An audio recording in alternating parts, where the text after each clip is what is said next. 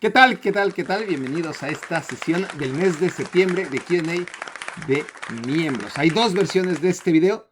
Para los miembros tenemos la versión completa y para aquellos que todavía no son miembros, pero se lo están pensando, una probadita de esta sesión de preguntas y respuestas. Gracias a todos los que han participado, los miembros que mandaron sus preguntas y a todos los demás que están interesados en lo que vaya a responder. Empecemos entonces con Varela. Varela me pregunta, ¿crees que tendremos sorpresas en las eliminatorias de CONCACAF? Se están dando sorpresas. Creo yo que Surinam se va a colar. No creo como líder de grupo. Lo veo en el repechaje. Y también a Curazao. Creo que esas son moderadas sorpresas porque clasifican tantos que tampoco podemos hablar de sorpresones. Clasifican demasiados en CONCACAF. Pero bueno, me parece a mí que Curazao y Surinam, para muchos será sorprendente verlos en la antesala del Mundial, que es en el repechaje. No creo que a final de cuentas logre Surinam, que empezó muy bien su clasificación directa, pero ya veremos, por supuesto que no lo descarto. Céspedes, ¿qué jugador crees que hoy no se le toma muy en serio, pero que va a sobresalir en los próximos años? Mi respuesta para todo este tipo de preguntas es Mickey Van de Ven. Mickey Van de Ven, que me parece se va a convertir en el mejor central del mundo y que está todavía en eso. Hay otro como Lucas Chevalier, por el que he apostado desde hace mucho tiempo y ahora está en horas bajas y no me voy a bajar hoy del barco. No se le está tomando muy en serio y con justa razón, le está costando mucho trabajo, pero yo creo que a la larga Lucas Chevalier va a triunfar en el Paris Saint-Germain y en el fútbol. Nico me pregunta, ¿consideras necesaria la unificación de CONCACAF y CONMEBOL? Sí, me gusta la palabra que utilizas, necesaria, no urgente, no innegociable, pero sí lógica. Yo siempre lo he comentado, no veo por qué un continente. A mí me enseñaron que América es un continente. Hay lugares en los que te enseñan que América son dos continentes, pero como yo crecí con la idea de que América es de Canadá al sur de Argentina. Y ese continente que es muy, muy, muy grande, no es menos grande que Asia, ¿no? Solo que uno es de oriente a occidente, en el caso de Asia, y otro es de norte a sur, como es de polo a polo, el continente americano. Así como en Asia hay dos subconfederaciones, ¿no? Siendo parte de la misma confederación, los del lejano oriente suelen enfrentarse entre ellos hasta las últimas instancias y los del medio oriente hacen lo propio. Aquí, a mí me parece que debería ser lo mismo, ¿no? En ciertas instancias, los de Sudamérica con los de Sudamérica, los de norte y centro y Caribe con los vecinos, pero ya en instancias finales que se encuentren, que se crucen, y sería lo mejor para los dos mundos en general. Económicamente eso le beneficiaría a CONMEBOL y deportivamente a CONCACAF. Entonces, sí, yo lo veo necesario y hay obviamente muchos intereses porque ¿quién va a ceder, no? Al final son dos grandes negocios y CONCACAF no se va a sacrificar por CONMEBOL y mucho menos CONMEBOL se va a sacrificar por CONCACAF. Pero ya de inicio, yo creo que nunca debieron ser dos confederaciones separadas. Me encantaría que hubiera una confederación única en el continente y sería lo mejor para la mayoría de nosotros. Juan, ¿a quién ves como campeón de la Copa Libertadores? Veo al Palmeiras como campeón de la Copa Libertadores, Juan. Hice unos pronósticos cuando se iban a reanudar los octavos de final. Bastante bien. Vamos a ver. Todavía falta. Pero la verdad es que bastante bien. Aunque respetaba a la Liga de Quito, ese ha sido hasta ahora mi único error en los cruces.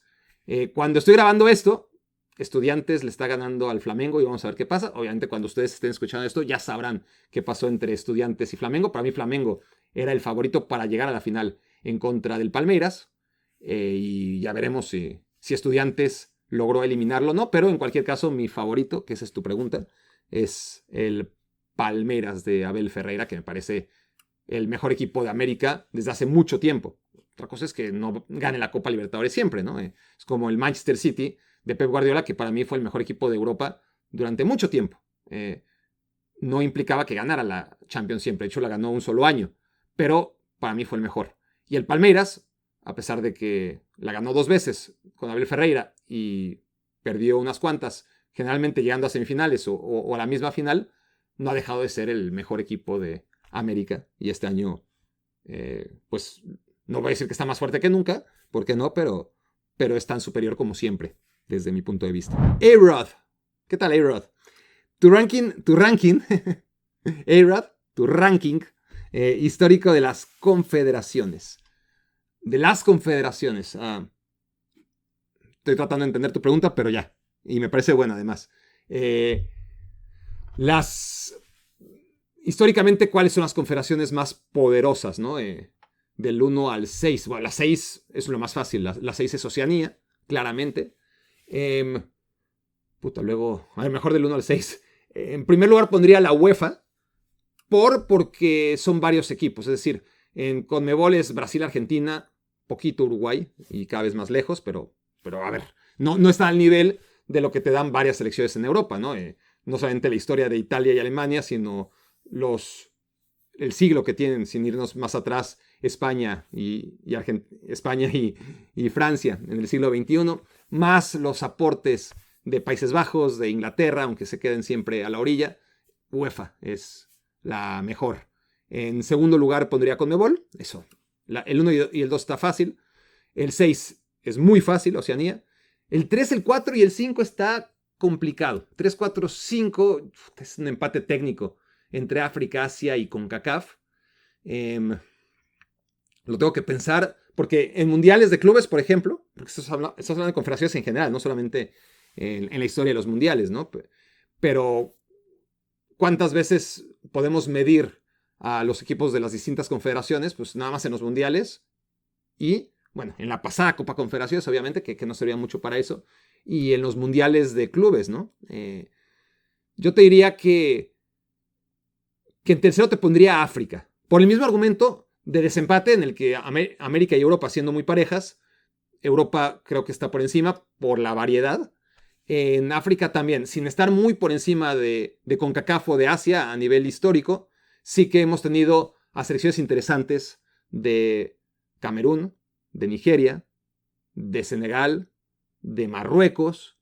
En fin, hay varios exponentes en distintos momentos de calidad en el fútbol africano, a diferencia de Asia y de CONCACAF, que siempre son los mismos y que tampoco son demasiado destacados. Entonces sí, África, el tercer lugar, y entre CONCACAF y Asia, muy, muy parejo. Cuando se enfrentan, o cuando se han enfrentado en el Mundial de Clubes, a veces uno, a veces otro. De un lado está sobre todo Corea del Sur, últimamente Japón. Del otro lado está México y últimamente Estados Unidos. Y Costa Rica, si lo comparas con, no sé, con Irán o con Arabia Saudita, pues Costa Rica lo ha hecho un poquito mejor. Y México lo ha hecho un poquito mejor que Corea del Sur, a pesar de que Corea del Sur jugó semifinales en su mundial, pero México durante muchos mundiales estuvo avanzando continuamente a octavos de final, a diferencia de Corea del Sur, que casi siempre se ha quedado en fase de grupos. Sí, por desempate, fotofinish, sacando la lengua como Arabella en aquel episodio de Don Gato y su pandilla, que espero que por lo menos algunos entiendan la referencia, diría que CONCACAF. Entonces, primer lugar, UEFA. Segundo lugar, CONMEBOL. Tercer lugar, África. Cuarto lugar, CONCACAF. Quinto lugar, Asia. Y en sexto lugar, Oceanía. Abraham, ¿hasta dónde van a llegar mis Chivas este torneo? Pues supongo que como siempre al play-in o a cuartos de final. No los veo mucho más allá, pero pues nunca sabes, ¿no? De repente en cuartos de final se encuentran con América y le juegan como le jugaron en el Clásico y avanzan. Ha pasado, ¿no? Pero lo normal es que play-in, cuartos de final y hasta ahí. Si bien les va, ¿no? Si es que llegan. Brandon, actualmente, ¿qué pesa más en el éxito de un equipo? ¿El talento individual o la táctica colectiva? Buena pregunta. Me gustaría contestarte que la táctica colectiva, obviamente, van de la mano. No necesitas los dos, eso hay que empezar por eso. Pero una vez entendiendo que tienes los dos y los dos a alto nivel para ganar cosas, ¿qué tiene más peso? pues, a ver, evidentemente en un equipo que no tiene muchos recursos, pues difícilmente va a tener la calidad técnica individual. Entonces tienes que apostar por la calidad colectiva. Y en este caso el entrenador tiene mucho más peso. Por lo mismo, porque talento individual tienes poco. Pero me imagino que tu pregunta va más enfocada a los super equipos. Y ahí creo que hay que llegar a la conclusión, porque Pep Guardiola ya llegó a ella. Y si Pep Guardiola llegó a ella, creo que a nosotros nos toca, a la mayoría, pues asentar. Y la conclusión de Guardiola, tras ver lo que hizo en contra del Manchester United en el segundo tiempo y sobre todo contra el Arsenal durante 90 minutos, creo que nos ha demostrado que ha llegado a esa conclusión de que, y tampoco es que haya descubierto el hilo negro, ¿no? Se negó, batalló contra ello, pero creo que ha decidido o se ha resignado a que es más fácil, práctico y menos estresante tener a Haaland, a Donnarumma en cada área, en su caso, y los demás, pues sí, obviamente compensarlo, pero el Real Madrid ha demostrado durante muchas temporadas que el talento individual pesa más que el colectivo. Es una manera de ganar y ha ganado mucho en la Champions. No tantas ligas como debería. El Manchester City al revés. Entonces también depende del formato, ¿no? Si hablamos de la Champions League, talento individual. Si hablamos de liga, pues yo apostaría todavía por el tema colectivo, más allá que el talento individual es el que te va a marcar la diferencia, ¿no? La táctica colectiva que tienen los entrenadores ante otros equipos que también tienen un talento individual notable. Pero sí, este cambio progresivo de Pep Guardiola, que no fue de un día a otro y que llegó a su cúspide, o al contrario, a su punto más bajo, según como lo veas. Si te gusta la flexibilidad, pues su cúspide. Si eres un romántico dogmático, pues es su punto más profundo, ¿no? Pero es un punto álgido que no llegó de un momento a otro, que se fue desarrollando desde la llegada de Erling Haaland hasta nuestros días. Y sí, la conclusión es esa, que por mucho que trabajes la táctica colectiva, al final el talento individual es el que pesa en los partidos verdaderamente importantes. Joaquín, ¿qué opinas del rumor que el próximo Mundial tendrá 64 equipos? Puta, pues ni modo de no creerlo, ¿no? Me creo todo. Quiero pensar, o sea, va a pasar. Ya de 48 a 64, la verdad es que casi queda igual. El tema es que eso es lo que creíamos, ¿no? Pero ahora que reflexiono en voz alta, aún con 48, después de todo, van a quedar fuera unos cuantos equipos que creíamos que iban a entrar sin duda, ¿no? Siendo 48. Unas cuantas selecciones van a quedar fuera. De hecho, acabo de hacer un video muy exitoso, sorprendentemente exitoso, sobre los 10 equipos que están en la cuerda floja o que ya quedaron eliminados del Mundial. Y con 64, ahora sí, puta, ¿ya para qué diablos las eliminatorias? Mejor por sorteo saca ¿no? Invita a 32 equipos por default y a otros 32 por sorteo, o ponlos a jugar a un partido a ida y vuelta y a ver quién pasa. Me parecería más interesante. A mí lo que me aflojera sobre todo es la eliminatoria, ¿no? Y la cantidad de partidos, si de por sí, con 48 se van a jugar más de 100 partidos en el Mundial, imagínate con 64, pero creo que va a pasar. Quiero pensar que no en 2030, no todavía, pero seguramente sí en 2034. No sé cómo se van a arreglar en Arabia Saudita. Igual quieren aprovechar en 2030 que hay tantos países para meter tantos equipos de una vez. No lo descartaría. De hecho, ya en Qatar querían meter los 48 que se proyectaban hasta en algún momento lejano 2030, que ahora ya, en su momento, perdón, lejano 2026, que ya tenemos aquí. Pero sí, yo creo que 2030, o sea, por lo menos no va a tener el cinismo de pasar de 32 a 48 a 64 tan rápido. Creo yo que van a dejar el formato de 48 2 mundiales y no me extrañaría nadita, que a partir de 2034 sean 64. ¿Y qué opino? Pues que no me gusta, pero que ojalá, y lo dudo mucho, pero por lo menos sirva para quitar las eliminatorias. A la mierda las eliminatorias, que ya no anden perdiendo el tiempo los jugadores y desgastándose jugando en fechas FIFA, y que sea eliminación directa, ¿no? Juegas 2 partidos y clasificas al Mundial y adiós, porque no tiene ningún sentido una eliminatoria larga para que clasifiquen 64 equipos a la Copa Mundial. Pero ya me estás poniendo de malas. Ojalá la siguiente pregunta me vuelva a poner de buenas. Moicas, pronóstico para el descenso en la Premier League. Pues mira, basado en la experiencia, Moicas, en los últimos años, la apuesta segura es los que acaban de ascender, ¿no? Leeds, Burnley y Sunderland. Pero Wolverhampton creo que este año va a descender. Tiene muy mala pinta el Wolverhampton. Entonces te diría que Burnley seguro, que Wolverhampton también tiene muchas posibilidades, y que entre Leeds United y Sunderland, que empezó muy bien, debería estar el otro descendido. Sí, no me juego por quién de ellos, pero entre esos 4 van a estar los 3 descendidos, creo yo. Aldo, ¿qué equipo crees que resurja primero, el Manchester United o el Milan? No, yo creo que el Milan lo tiene menos complicado. Ahora, si hablamos de resurgir por todo, claro, me imagino que hablas de un resurgimiento de ganar la Champions League otra vez, y ahí sí está cabrón. O sea, resurgir para no ser tan patético como viene siendo en los últimos años, pero volver a ser un equipo candidato a ganar el Scudetto, como lo ganó hace poco, y como creo que ante el nivel general del calcio esta temporada puede estar cerca otra vez, y en ese sentido va a ser más fácil que el Milan compita, como viene compitiendo en la Serie A, más allá de lo que ocurrió el año pasado, a que el Manchester United lo haga en la Premier League. Ahora, si hablamos de competir en la Champions League, más allá de que el Milan se metió en semifinales de manera extraordinaria hace 3 años, sí creo, a pesar de todo, más probable que el Manchester United acabe jugando una final de Champions League antes que el Milan, si a eso nos referimos.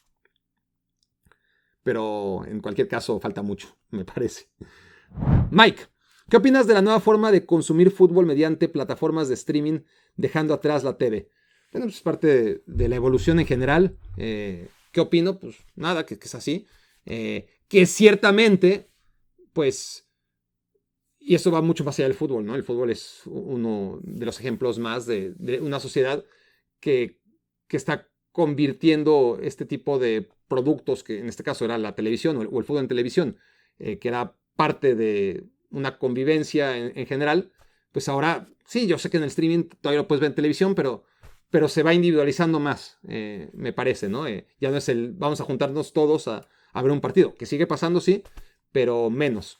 Y sobre todo que todo ya empieza a ser desechable, ¿no? El fútbol ya son muchos torneos, muchos partidos de por sí, por su dinámica, pues es que se juega todos los años y todos los años hay un nuevo campeón, y por más que tengas memoria, en un momento en el que ya pierdes la noción de quién ganó, sobre todo las copas, ¿no? Porque tienes las ligas, tienes las copas, tienes las ligas de las copas en algunos países, y tienes los torneos continentales. Entonces, el que ahora esto sea accesible a través de streaming, que está perfecto, porque te permite ver más fútbol que nunca y elegir qué ver, a mí me encanta eso, pero también el significado de los partidos se va haciendo desechable, ¿no? Como tus reels, como todo lo que vas consumiendo. Yo no soy un consumidor de ese tipo de cosas, pero por la gente en general sí, ¿no? Es como, ves un video, siguiente, y es desechable, ¿no? Y el fútbol también, cada partido o cada resumen de partido se va haciendo desechable y van perdiendo significado. Eso es lo malo, que trae cosas muy buenas, que es a mí el hecho de poder ver el partido de la liga que quiera, en el momento que quiera, sobre todo, es magnífico. Eso a mí me encanta y lo valoro mucho. Josué, ordena a tu gusto los campeones del mundo desde Francia 98 a Qatar 2022, del peor al mejor. Del 98 al 2022, puta. Qué buena pregunta. El peor diría que es Italia 2006. Ok. Después vamos de peor a mejor, ¿ok? Después te diría...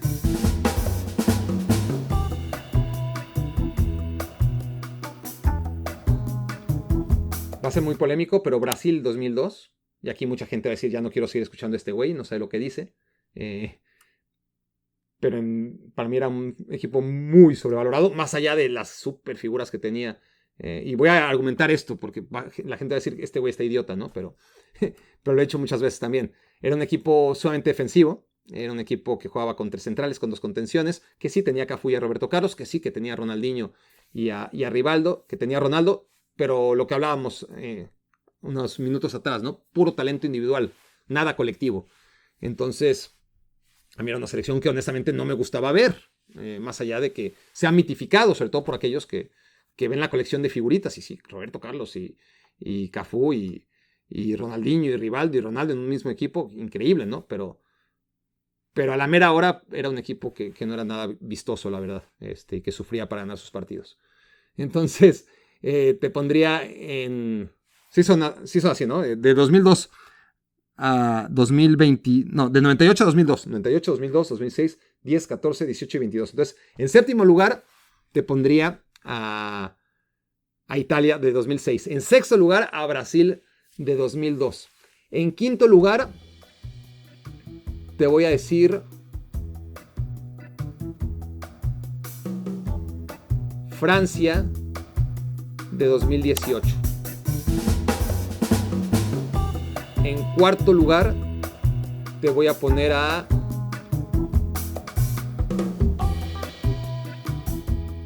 Francia de 1998. En tercero, a Alemania de 2014. No, en tercero a Argentina de 2022. En segundo, ahora sí, en 2014 a Alemania. Y la mejor, desde mi punto de vista, en este tiempo, ha sido España en 2010, que también sé que va a ser muy polémico lo que estoy diciendo, porque particularmente ese mundial ganaron muchos partidos 1-0 y sufriendo, pero en general era una muy buena selección, más allá de lo que hicieron en ese mundial en particular, ¿no? Cuando hablo de la selección de Brasil 2002, también no puedo ignorar cómo sufrió para clasificar a la Copa Mundial, ¿no? Cómo se arrastró hasta que pudo llegar y cómo tuvo que ser Ronaldo el que lo salvó, ¿no? Recuperándose de su lesión. Pero ese sería mi orden, en definitiva, no solamente evaluando lo que hicieron en ese mundial en particular, sino lo que fue esa selección previamente, ¿no? Durante todo el proceso clasificatorio. Aldama pregunta, de este inicio de temporada, ¿qué equipo estás disfrutando más? Todavía no encuentro a ese equipo que en su momento fue el Napoli Spalletti, luego fue el Tottenham de Postecoglou, un ratito el Bournemouth de Iraola la temporada pasada. Todavía no lo encuentro del todo. A ver, el Barça está bien, es disfrutable, no es algo que me vuelva loco. El Bayern Múnich está bien. La Juventus, jamás pensé que iba a decir esto, pero me entretiene. Y sabes, a ver, obviamente no sigo la Liga de Bélgica, pero me gusta mucho lo que está haciendo el Brugge y lo que está haciendo Unión Saint-Gilloise. Sus partidos de Champions fueron buenísimos, me entretuvieron mucho, me gustaron muchísimo, me ilusionaron, me dieron ganas de seguir la Liga de Bélgica. La manera en la que le pasa por encima Unión Saint-Gilloise a sus rivales realmente para enmarcar. Jugó contra el PSV Eindhoven y lo anuló. Y además, entendido que son fuerzas similares. Después de las 5 ligas grandes y de Portugal, pues está ahí la Eredivisie y la de Bélgica, que deberían juntarse y hacer una liga poderosa, pero ese es otro tema.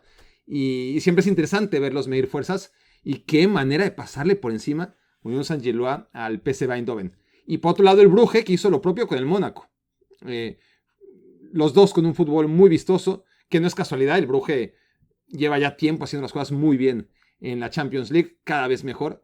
Y en el caso de Unión Saint-Gilloise, un equipo que tiene toda la mística del Brighton, ¿no? El mismo dueño, Tony Bloom, y que en fin, a mí me gusta mucho la historia de Unión Saint-Gilloise y verlos jugar de la manera en la que juegan y cómo le pasaron por encima al PSV, de la misma manera que el Brugge ante el Mónaco, ¿no? Equipos de un segundo escalafón europeo, candidatos a llegar a octavos de final, pues te diría que esos son los dos equipos que, aunque no sigo la Liga de Bélgica, los vi en Champions y me emocionó verlos.